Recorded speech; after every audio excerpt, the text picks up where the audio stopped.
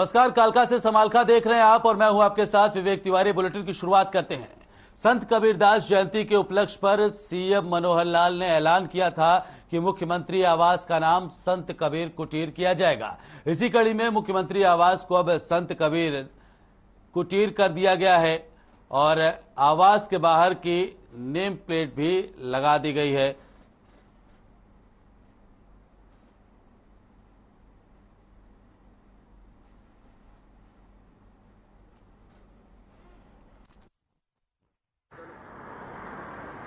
संत कबीरदास जयंती के उपलक्ष्य पर आज से चंडीगढ़ स्थित हरियाणा मुख्यमंत्री आवास का नाम संत कबीर कुटीर रखा गया है। आप देख सकते हैं तस्वीरों में कि इस मुख्यमंत्री के आवास पर बाकायदा संत कबीर कुटीर जो है वो लिखा जा चुका है। इसको लेकर बाकायदा मुख्यमंत्री मनोहर लाल खट्टर द्वारा बीते रविवार को रोहतक की अनाज मंडी में ऐलान किया गया था कि आज से मुख्यमंत्री हरियाणा निवास जो चंडीगढ़ में स्थित है उसका नाम जो है वो संत कबीर कुटीर किया जाएगा। तो ये तस्वीरें हैं बाकायदा जिसके ऊपर संत कबीर कुटीर जो है वो लिखा गया है। तो आज से मुख्यमंत्री हरियाणा निवास का नाम जो है वो संत कबीर कुटीर जो है उसके नाम से कहलाया जाएगा। साथ ही साथ मुख्यमंत्री द्वारा इसके अतिरिक्त और भी अतिरिक्त जो है ऐलान किए गए थे उनके द्वारा, जिस तरीके से शिक्षण संस्थानों और धर्मशालाओं में जो पुस्तकालय होंगे उनके नाम जो है वो संत कबीर के नाम से जो है उनका नामकरण किया जाएगा। इसके अलावा विश्वविद्यालय का नाम जो है, किसी एक विश्वविद्यालय का नाम जो है वो भी संत कबीर के नाम के ऊपर रखा जाएगा। तो ये तमाम तस्वीरें हैं चंडीगढ़ स्थित मुख्यमंत्री निवास की, जहां पर संत कबीर कुटीर जो है वो अब लिखा जा चुका है और आज से हरियाणा के मुख्यमंत्री के निवास स्थान का नाम संत कबीर कुटीर जो है वो कहलाएगा। ये तस्वीरें हैं चंडीगढ़ के हरियाणा के मुख्यमंत्री निवास की। चंडीगढ़ से हर खबर हरियाणा के लिए रवि चंदेल के साथ कैमरा पर्सन किशन की। वहीं मुख्यमंत्री मनोहर लाल ने सोमवार को संत कबीर कुटीर से प्रदेश के लिए सुजल पहल का शुभारंभ किया, जो कि वाटर सप्लाई मैनेजमेंट की दिशा में शुरू की गई राज्य की अनूठी पहल है। सीएम मनोहर लाल ने पायलट प्रोजेक्ट के तौर पर पंचकुला के लिए इसकी शुरुआत की है और कहा कि सुजल पहल के एक अनोखी पहल है जो पर्यावरण के अनुकूल है और जिससे हम पानी की स्ट्रक्चर्ड सप्लाई के साथ साथ संसाधनों की बचत के साथ साथ वित्तीय बचत भी कर सकेंगे। उन्होंने इस पहल के लिए पंचकुला के लोगों को बधाई दी है और बताया कि पंचकुला में सफल होने के बाद इस पहल को पूरे राज्य में लागू किया जाएगा।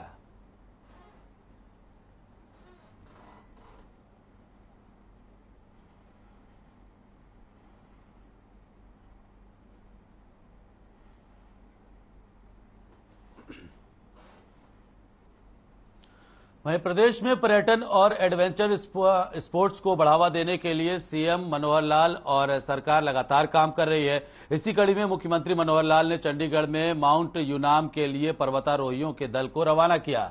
इस दौरान शिक्षा मंत्री कंवरपाल गुर्जर भी सीएम के साथ मौजूद रहे। वहीं सीएम मनोहर लाल ने पर्वतारोहियों से संवाद कर उनका अनुभव भी जाना। मुख्यमंत्री मनोहर लाल ने अपने संबोधन में कहा कि हरियाणा के गाँव के में ही जो है जीवन में एडवेंचर है, जिसको बढ़ावा देने के लिए सरकार ने मोरनी में मिल्खा सिंह एडवेंचर क्लब की स्थापना की।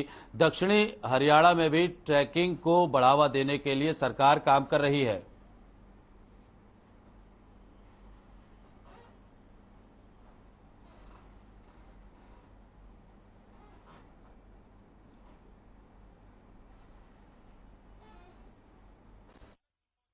एडवेंचरस गेम पर एक सेमिनार चंडीगढ़ में एससी चौधरी जी उपस्थित थे वहां। तो जैसे ही इन्होंने विषय सारा रखा, मुझे भी वहां चीफ गेस्ट के नाते बुलाया था।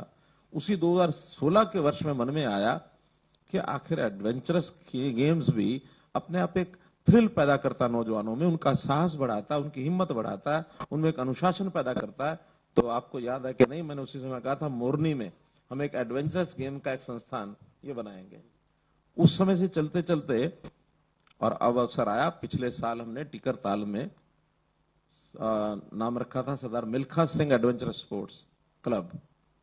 वो क्लब हमने बनाया और उस एक झील का उपयोग इस प्रकार के सब खेलों के लिए वो हमने प्रारंभ कर दिया है। कुल 100 बच्चे भी हैं और उनके साथ और ट्रेनर हैं, वो उनके कुल मिला के 100 लोग वहाँ इस पे जा रहे हैं और इसमें लगभग सरकार 40 लाख रुपए खर्च कर रही है और इस प्रकार के जो कैंप का आयोजन कर रहे हैं, तो पूरे देश में हरियाणा ही एक ऐसा स्टेट है जो इस प्रकार के कैंपों का आयोजन कर रहा है। तो इससे बच्चों में बड़ा भारी का उत्साह मिलता है। बच्चों को एक टाइम था तब लोग इस प्रकार की गतिविधियों को शरारतों में लेते थे जब हम छोटे थे तब, लेकिन 2016 से जिस प्रकार से हमारी सरकार ने, माननीय मुख्यमंत्री जी ने इसकी ओर ध्यान दिया, बच्चों में बड़ा भारी उत्साह है और निश्चित तौर से वो अच्छा करके। वहीं ईडी के दफ्तर में राहुल गांधी की पेशी को लेकर कांग्रेस पार्टी ने जहां देश भर में मोदी सरकार के खिलाफ मोर्चा खोल रखा है, वहीं उसे बीजेपी सरकार की बदले की कार्रवाई भी कांग्रेस बता रही है। वहीं इसी मुद्दे पर हरियाणा के शिक्षा मंत्री कंवरपाल गुर्जर ने कहा है कि राहुल गांधी के खिलाफ मामला तो 2012 में दर्ज हुआ था, जबकि बीजेपी की सरकार 2014 में सत्ता में आई थी। वहीं अगर सरकार को बदले की भावना से कार्रवाई करनी होती तो 2012 से लेकर 2022 तक 10 साल हो चुके हैं। कंवरपाल गुर्जर ने कहा कि एजेंसियां स्वतंत्र हैं और अपना काम कर रही हैं। और आज भी राहुल गांधी से पूछताछ जारी है। उनका कहना है कि केंद्र सरकार कहीं ना कहीं केंद्रीय एजेंसियों का दुरुपयोग कर रही है। आपका क्या देखिए मैं समझता हूँ ये बिल्कुल अपने लीडरों को खुश करने के लिए जिस प्रकार का प्रदर्शन कर रहे हैं। मैंने कल ही एक पत्रकार से पूछा था कि ये केस दर्ज कब हुआ था, और उस पत्रकार ने मुझे बताया था कि 2012 में हुआ था। 2012 में तुम्हारी सरकार भी थी, तो इसका 2012 में अगर हुआ तो पहले ही इस पे सवाल उठे थे। और जिस प्रकार से भी ये केस दर्ज होगा मुझे नहीं पता ये कोर्ट के द्वारा आया किस प्रकार से आया, लेकिन केस दर्ज 2012 में आया, तो उसी की जांच चल रही। और अगर सरकार ने कोई बदला लेने की भावना से कोई काम करना था तो 2012 और 2022 10 साल है, तो फिर तो सरकार उस हिसाब से काम करती। लेकिन ये जो एजेंसियां हैं ये कोई सरकार के दबाव में काम नहीं करती, ये बिल्कुल स्वतंत्र एजेंसियां हैं और स्वतंत्र तौर तरीके से ही काम करती हैं। लेकिन कई बार ऐसा लगता है कि हमारे लीडर के खिलाफ कोई भी बात कह दी तो इसका मतलब प्रदर्शन करो, कुछ करो। लेकिन देश में सब लोग एक बराबर हैं, सबके राइट भी एक जैसे हैं। अगर कोई भी गलती करता है तो उसके खिलाफ काम होता है, कार्रवाई होती है। अंबाला कैंट नगर परिषद के अंतर्गत आने वाले खौज कीपर में सोसाइटी बैंक का मामला गरमा गया। 8 गांव के लोग और अंबाला पुलिस आमने सामने आ गए। एक तरफ जहां नगर परिषद इस जमीन पर बने सोसाइटी बैंक को गिराने की कोशिश में है, वहीं दूसरी तरफ 8 गांव के लोग और किसान नेता इसको गिराने के विरोध में हैं। ये ठीक नहीं होगा। इसके लिए मेरी जो भी जिम्मेवारी मेरे भाई लगाएंगे, अगर कोर्ट में, क्योंकि लोकतंत्र में जनता सुप्रीम होती है। अगर कि गौचरान की भूमि का नगर परिषद विक्रय करके आगे कोई और पर्पज के लिए यूज करना चाहती है। और दूसरा जो मेरे संज्ञान में इन्होंने लाया है कि ये रजिस्ट्री, मैं रजिस्ट्री की कापी आज ही निकलवा लूंगा तहसील में जाके।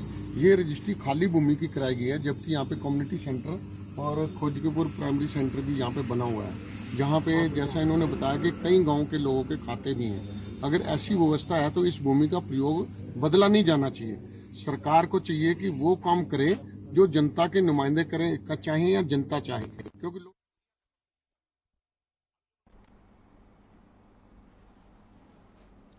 पिहोवा के गांव मांगना में संदिग्ध परिस्थितियों में एक महिला की मौत हो गई, जिसके बाद महिला के परिजनों ने ससुराल पक्ष के लोगों पर उसे जान से मारने के आरोप लगाए हैं। दरअसल महिला कई दिनों से बीमार चल रही थी। परिजनों का आरोप है कि ससुराल वालों ने जानबूझकर महिला का इलाज नहीं करवाया और जिसके चलते महिला की मौत हो गई। परिजनों के मुताबिक ससुराल के लोग दहेज के लिए तंग करते थे। कई बार पंचायत में समझौता भी हुआ था, लेकिन इसके बावजूद महिला की अब मौत हो गई है।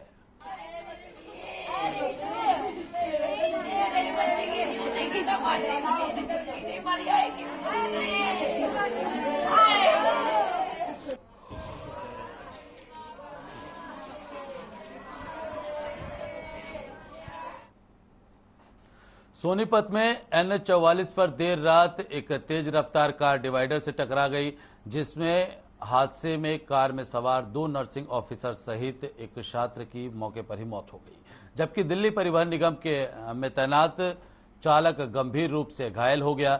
वहीं सूचना मिलने पर मौके पर पुलिस पहुंची।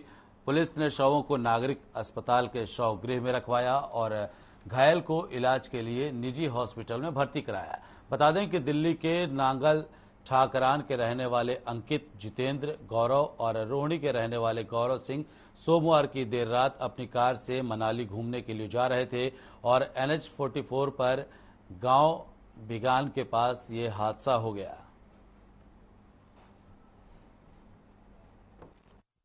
करीब 12 बजे हमारे पास इन्फॉर्मेशन आई थी कि ऐसे ऐसे ब्रेजा गाड़ी एक्सीडेंट हुई है, तो हम उस पर स्टार्ट पर पहुँचे थे। उसमें 4 व्यक्ति सवार थे, दिल्ली के हैं, तो उनमें से 3 एक्सपायर हो चुके हैं और एक अभी जीवित है। तो पुलिस जिनके शिकायत देंगे उस हिसाब से कार्रवाई अमल में करेगी।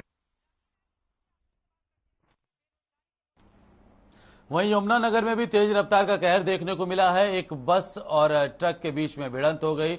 इस जोरदार टक्कर में जीरकपुर से चलकर बंदायूं जा रही बस क्षतिग्रस्त हो गई और इस हादसे में 3 लोग गंभीर रूप से घायल भी हो गए, जबकि 2 को मामूली चोटें आई हैं, जिसके बाद सभी घायलों को नजदीक के अस्पताल में भर्ती कराया गया। वहीं सूचना मिलते ही मौके पर पुलिस पहुंची और बस में फंसे 3 लोगों को खिड़की तोड़कर बाहर निकाला गया, जिसके बाद उन्हें तुरंत इलाज के लिए अस्पताल भेज दिया गया।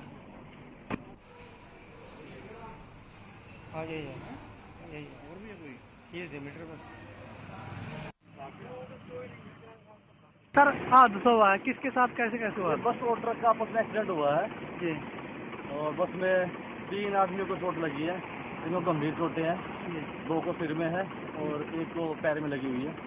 तो ये कहाँ से आ रही सर बस? सर बस ये जीरकपुर से सवारियाँ बैठा कर लाई थी और इसका यहाँ औरंगाबाद में जिंदागर में एक्सीडेंट हो गया। औरंगाबाद में अराउंड 9:30 मेरे पास टोटल 4 कैजुअलिटीज अभी तक आई है। उसमें उनमें से एक ब्रॉड डेड है जो कि पुलिस की गाड़ी लेके आई थी 112, और एक की हालत गंभीर है। अभी सीटी स्कैन मैंने करवाया है, रिपोर्ट आ जाएगी, देन उसके बाद देखते हैं। 2 की कंडीशन स्टेबल है, वो उसको हमने यहीं पे। वहीं नेशनल कम्युनिटी इंश्योरेंस प्रोग्राम के तहत सभी स्वास्थ्य केंद्रों का निरीक्षण किया जा रहा है, जिस कारण अंबाला शहर के नागरिक अस्पताल में AQAS टीम ने निरीक्षण किया। बता दें कि निरीक्षण कार्यक्रम 3 दिनों तक चलना है और इस दौरान अस्पताल में मिल रही सुविधाओं को लेकर टीम जांच कर रही है। इसी कड़ी में हैदराबाद और बेंगलोर से आई टीम के सदस्यों ने सरकार के निर्धारित मापदंडों पर निरीक्षण किया और अलग अलग पहलुओं को जाना। वहीं टीम ने ऑपरेशन थिएटर, ट्रॉमा सेंटर और OPD के अलग अलग विभागों का निरीक्षण किया, जिनकी रिपोर्ट टीम ने आगे संबंधित विभाग को सौंप दी है। वहीं टीम के सदस्य प्रसाद राव ने बताया कि जिस अस्पताल की रिपोर्ट अच्छी रहती है उन्हें प्रमाण पत्र और इनामी राशि दी जाती है, जबकि किसी भी प्रकार की कमी पाए जाने पर रिपोर्ट NHRC विभाग को सौंप दी जाती है।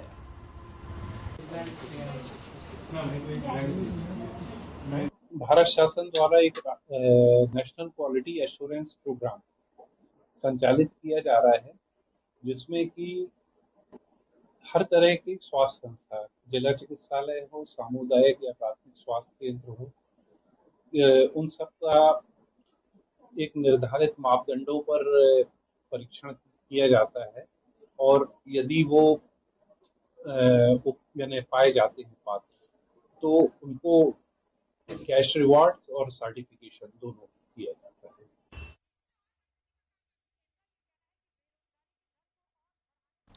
पानीपत पुलिस को बड़ी कामयाबी हाथ लगी है। दरअसल पुलिस ने करनाल से बाइक चुराकर पानीपत बेचने आए एक बाइक चोर को गिरफ्तार किया है। नशे के आदी चोर ने पानीपत के सिविल अस्पताल के बाहर कम दामों पर बाइक बेचने की फिराक में था, जिस पर बाइक खरीदने वाले को शक हुआ। उसने चोर से आरसी मांगी। आरसी मिलते ही बाइक खरीद रहे युवक ने पुलिस को इसकी जानकारी दी।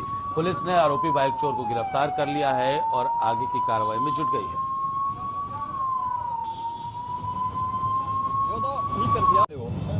नेवल कराने आना हूँ जी। बाइक कहाँ से चोरी की है?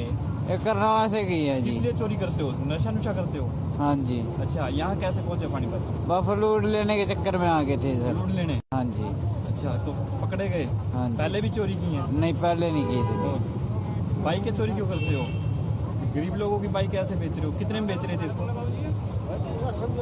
2-3 हज़ार में बेच रहा था सर। वहीं सोनीपत के गांव गढ़ शहजानपुर के चौक पर शराब का तीसरा ठेका खोले जाने के विरोध में ग्रामीण पिछले कई दिनों से लगातार प्रदर्शन कर रहे हैं, जिसके लिए गांव में 11 मेंबर कमेटी बनाकर बैठक की गई है, जिसमें ऐलान किया गया है कि 5 गांव की पंचायत के साथ मिलकर बैठक की जाएगी और शराब के ठेके को न खोले जाने को लेकर चर्चा होगी। ग्रामीणों का यह भी कहना है कि अगर इसका हल नहीं निकला तो सभी खाप पंचायत एक बैनर के तहत इकट्ठे होकर सख्त फैसले लेंगी। साथ ही ग्रामीणों ने प्रशासन पर भी कार्रवाई न करने का आरोप लगाया है। बता दें कि कुछ दिनों पहले गांव की महिलाओं ने शराब के ठेके को उखाड़ फेंका था।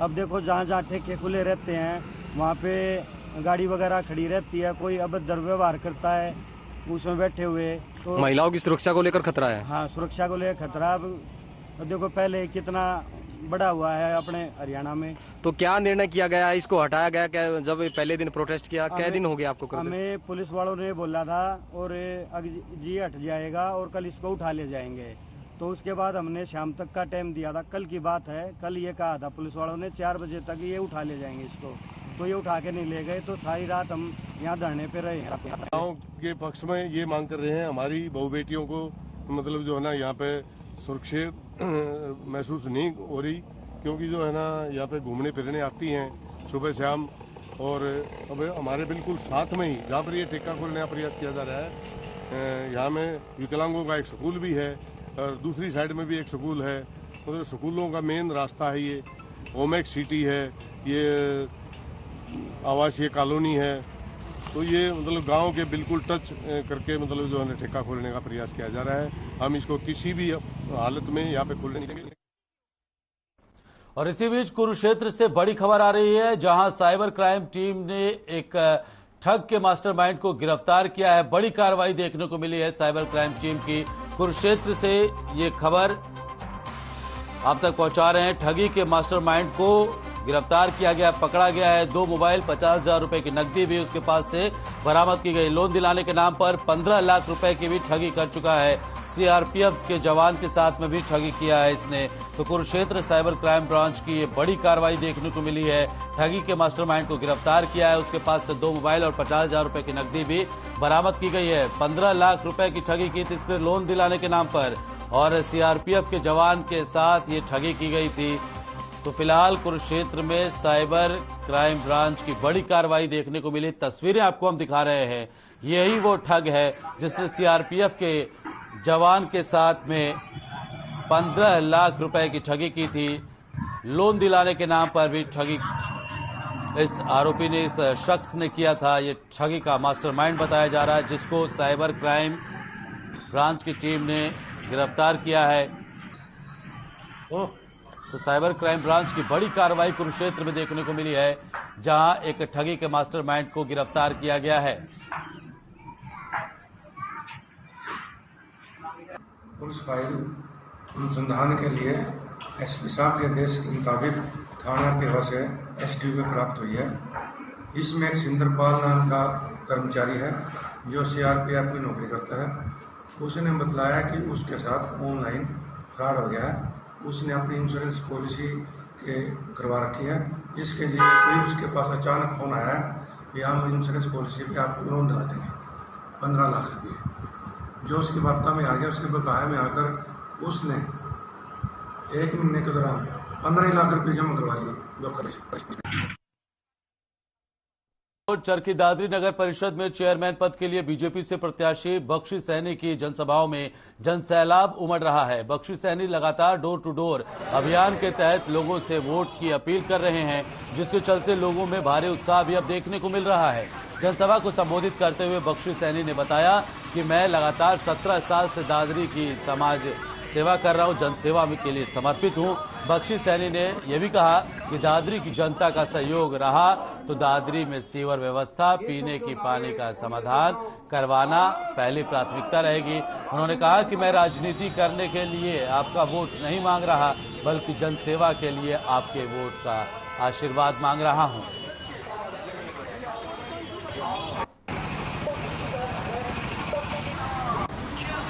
भारतीय जनता पार्टी के चेयरमैन पद का उम्मीदवार हूँ और आने वाली 19 तारीख को कमल का निशान को बटन दबा के दादरी जनता दादरी का विकास करवाने के योगदान दें। आने वाले समय में सीवर व्यवस्था का पहला प्राथमिकता मेरी यही होगी। सीवर व्यवस्था, पानी की व्यवस्था और बिजली पानी जो भी समस्या होगी तुरंत करवाना।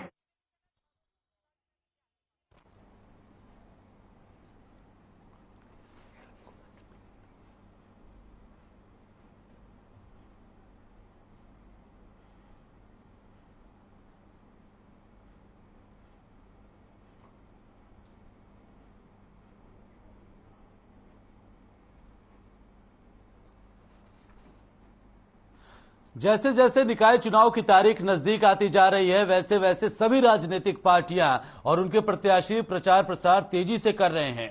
इसी कड़ी में झज्जर से कांग्रेस प्रत्याशी राव नाहर सिंह लगातार वोट की अपील करने के लिए जनता के बीच में पहुंच रहे हैं, जहां उनको भारी जन समर्थन भी मिलता हुआ दिखाई दे रहा है।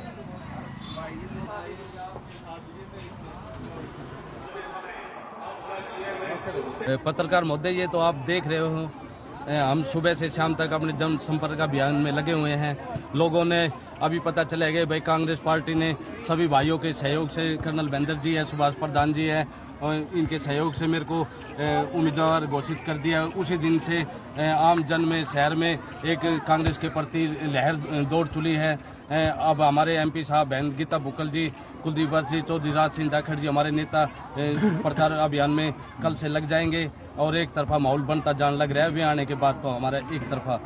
हमारे कांग्रेस पार्टी के समर्थित प्रत्याशी आपके, हमारे सब के भाई नाहर सिंह जी हैं और हम कई दिन से डोर टू डोर अभियान चलाए हुए हैं। आज भी हम डोर टू डोर अभियान किया और इस पार्क में अभियान किया।